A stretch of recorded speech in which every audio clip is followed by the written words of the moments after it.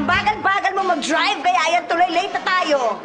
Anong late? Ang aga-aga ko naghanda sa bahay, nakabihis na ako. Ikaw, tagal-tagal mo magbihis, yan lang naman ang suot mo.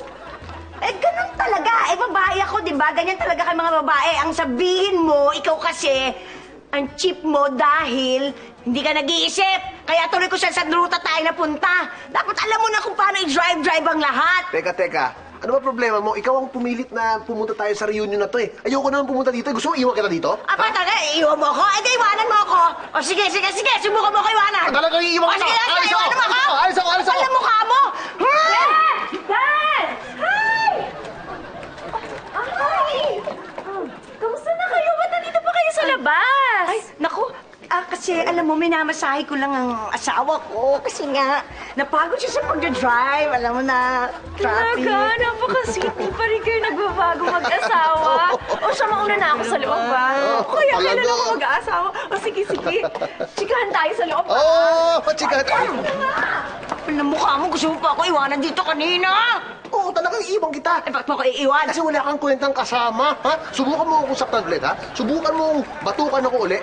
Papatulan na lang kita. Gusto mo, pagsasampalin kita dito, eh. Nagbago ka na talaga! Nagbago ako kasi wala kang kwentang kasama. Nagbago ka talaga! Iyak ka dito. Ano, mamamahiya ka? Gusto mo, pahiing kita dito? Eh, bakit talaga naman ah? Iyak ka dyan? Hoy! Jen! Uy! Teka. Mukhang umiiyak si Jen, ha? May problema ba? Wala. Na-touch kasi ako. I'm so touched. Wala. Sweet niya kasi. Alam mo na, may pinapakita siyang mga messages and quotes na sweet. Oo. Nakakaiyak. Pare. Ginawa ko ng tula, eh. Ginawa Ginawa mo ng tula? Oo, ganun Uy, kami. Araw-araw binibigyan ko ng bagong tula yan, eh. Dan, baka naman pwede mong iparinig sa akin yung tula kasi parang mahilig ako makinig ng tula, eh. Baka naman maganda yan. Oo naman. Ito yung kaya siya naiyak. Itong tula. Nang makilala ka sa mundong ito, laking tuwa ko.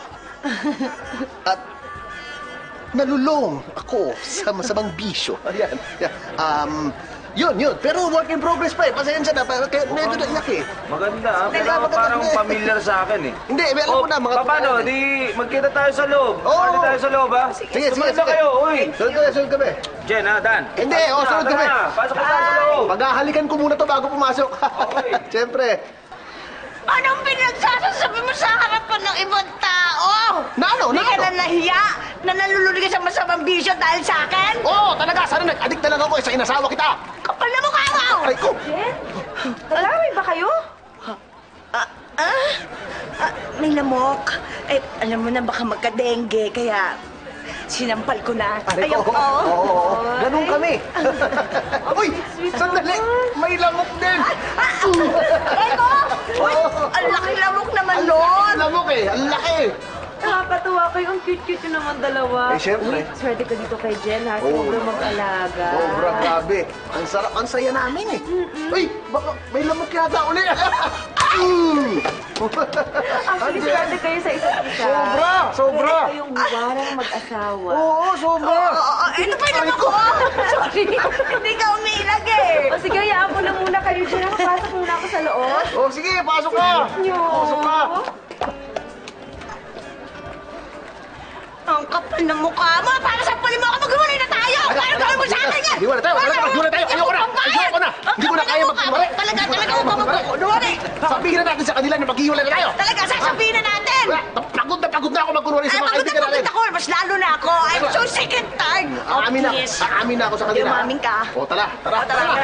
Sabihin natin, ayos ka. Pumasok ka na, bago kita.